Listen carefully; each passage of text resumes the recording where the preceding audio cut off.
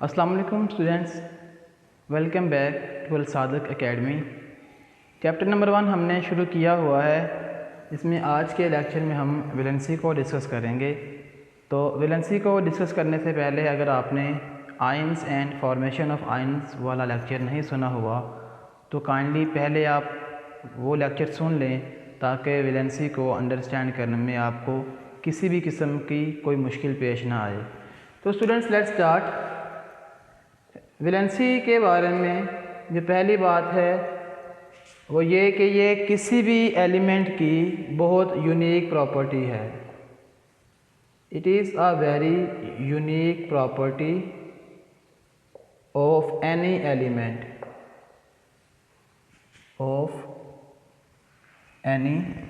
Element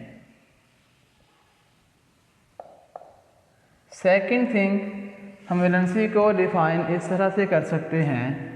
it is defined as combining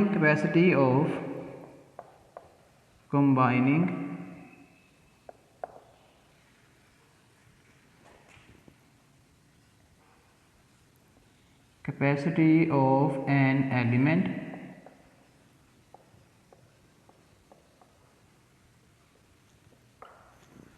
with other elements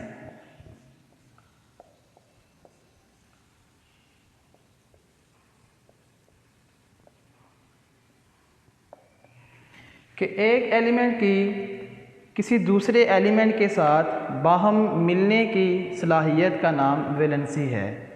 अब एक element के किसी दूसरे एलिमेंट के साथ मिलने से क्या मुराद है कि उन दोनों एलिमेंट्स के दरमियान एक बॉन्ड का बनना,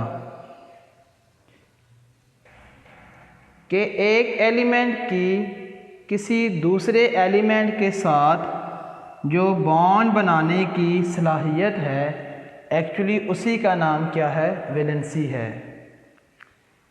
अब एक एलिमेंट दूसरे एलिमेंट के साथ बॉन्ड किन किन तरीक़ों से बना सकता है इस पे बात करेंगे, और बॉन्ड क्यों बनाएगा इस पे बात करेंगे।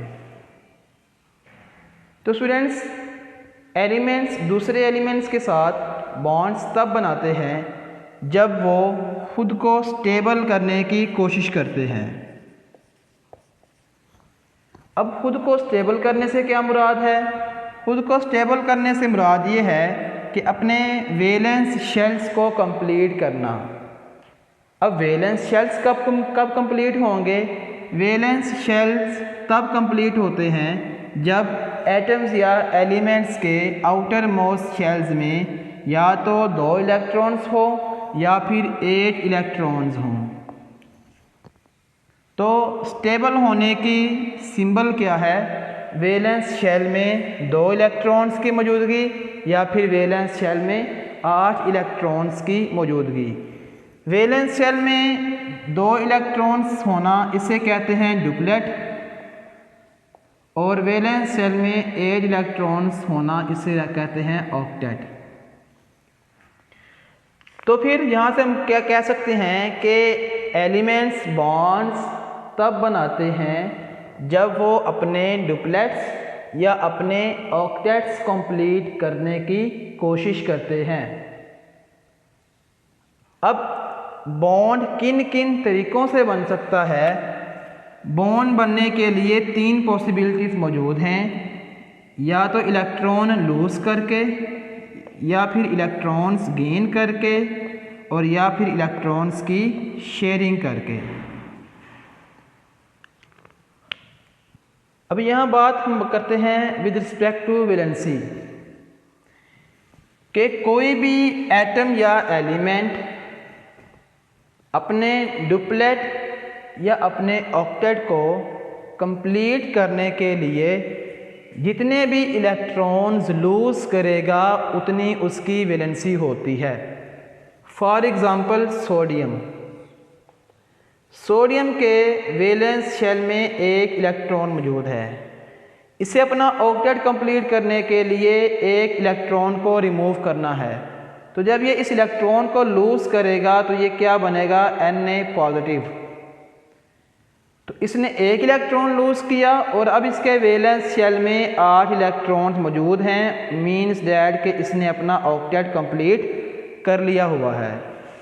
सोडियम ने अपना ऑक्टेट कंप्लीट करने के लिए एक इलेक्ट्रॉन लूज़ किया है, तो सोडियम की वैलेंसी क्या हो जाएगी 1। अब है इलेक्ट्रॉन गेन। इसके लिए हम एग्जांपल ले लेते हैं क्लोरीन की। क्लोरीन के वैलेंस शेल में स्टूडेंट्स 7 इलेक्ट्रॉन्स मौजूद हैं। अब इसे अपना ऑक्टेट कंप्लीट करने के लिए 1 इलेक्ट्रॉन रिक्वायर्ड है। तो जब ये किसी दूसरे एटम या एलिमेंट से एक इलेक्ट्रॉन गेन कर लेगा तो ये क्या बन जाएगा Cl नेगेटिव। अब ये Cl नेगेटिव स्टेबल हो चुका है, मीन्स डैट के क्लोरीन का ऑक्टेट कंप्लीट हो गया है। यहाँ क्लोरीन का ऑक्टेट कंप्लीट हो गया है और यहाँ सोडियम का ऑक्टेट कंप्लीट हो गया है। अब अपने ऑक्टेट्स कंप्लीट करने के लिए इन दोनों एलिमेंट्स या एटम्स में से एक एटम ने इलेक्ट्रॉन लूज़ किया और दूसरे एटम ने इलेक्ट्रॉन गेन किया। इलेक्ट्रॉन लूज़ करने के बाद ये पॉजिटिव आयन बना और इलेक्ट्रॉन गेन करने के बाद ये नेगेटिव आयन बना। तो स्टूडेंट्स हमें पता है कि ऑपोजिट चार्जेस के दरमियान फोर्सेस ऑफ अट्रैक्शंस पैदा होती हैं। अब ये दोनों ऑपोजिट चार्ज वाले आयन्स हैं Na पॉजिटिव और Cl नेगेटिव। तो जब ये अपने ऑक्टेट्स कंप्लीट कर चुके हैं तो इनके दरमियान ऑपोजिट चार्जेस की वजह से स्ट्रॉन्ग फोर्सेस ऑफ अट्रैक्शंस जब डेवलप होंगी तो फिर क्या होगा, ये दोनों आयन्स एक दूसरे के साथ बॉन्ड बना लेंगे।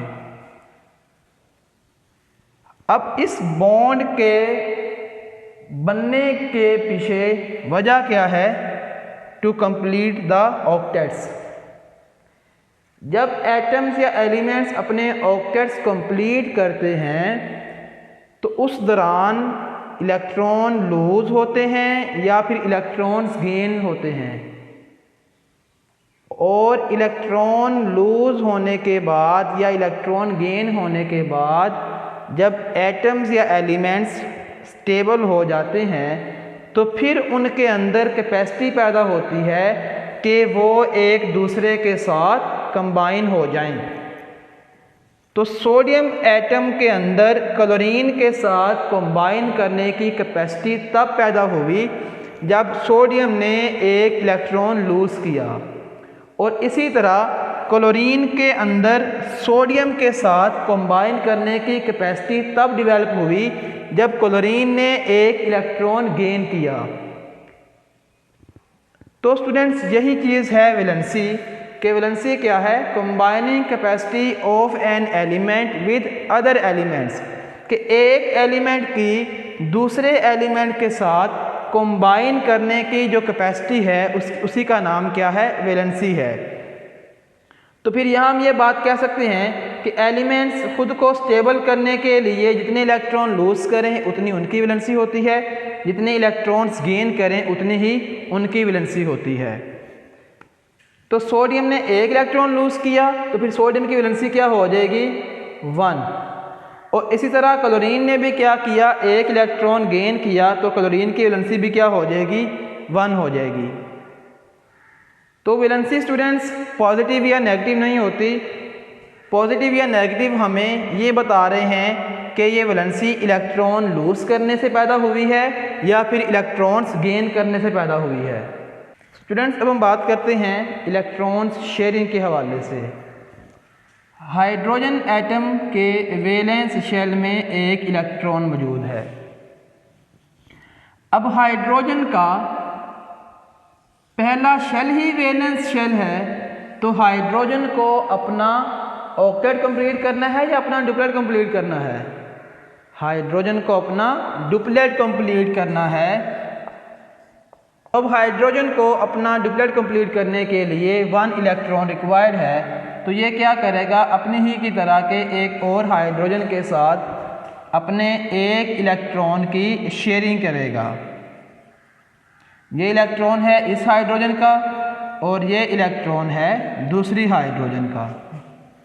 तो इस तरह से इन दोनों एटम्स ने अपने इलेक्ट्रॉन्स शेयर किए।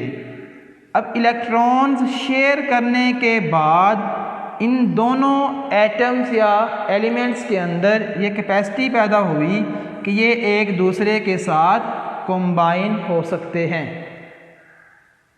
और कंबाइन होने से क्या मुराद है कि इनके दरमियान एक केमिकल बॉन्ड बन चुका है। तो फिर वैलेंसी को हम डिफाइन कर सकते हैं with respect to sharing of electrons कि कोई भी एटम या एलिमेंट अपने आप को स्टेबल बनाने के लिए मीन्स डैट के अपने डुप्लेट या अपना ऑक्टेट कंप्लीट करने के लिए जितने भी इलेक्ट्रॉन्स की शेयरिंग करेगा उतनी उसकी वैलेंसी होगी। अब हम एक और एग्जांपल देख लेते हैं HCl। हाइड्रोजन के वैलेंस शेल में एक इलेक्ट्रॉन मौजूद है, क्लोरीन के वैलेंस शेल में 7 इलेक्ट्रॉन्स मौजूद हैं। अब हाइड्रोजन को अपना डुप्लेट कंप्लीट करना है और क्लोरीन को अपना ऑक्टेट कंप्लीट करना है। तो हाइड्रोजन अपना डुप्लेट कंप्लीट करने के लिए इसे एक इलेक्ट्रॉन रिक्वायर्ड है और क्लोरीन को अपना ऑक्टेट कंप्लीट करने के लिए भी एक इलेक्ट्रॉन रिक्वायर्ड है। तो फिर इस नतीजे में क्या करेंगे, दोनों एटम्स या एलिमेंट्स अपने एक एक इलेक्ट्रॉन की शेयरिंग कर लेंगे। हाइड्रोजन अपना इलेक्ट्रॉन लेके आ जाएगा और क्लोरीन अपना इलेक्ट्रॉन लेके शेयरिंग कर लेगा और इस दौरान इनके दरमियान कैपेसिटी पैदा हो जाएगी एक दूसरे के साथ मिलने की। और जब ये मिल जाएंगे तो कंपाउंड बन जाएगा HCl जिसकी नेचर क्या होगी, कोवलेंट।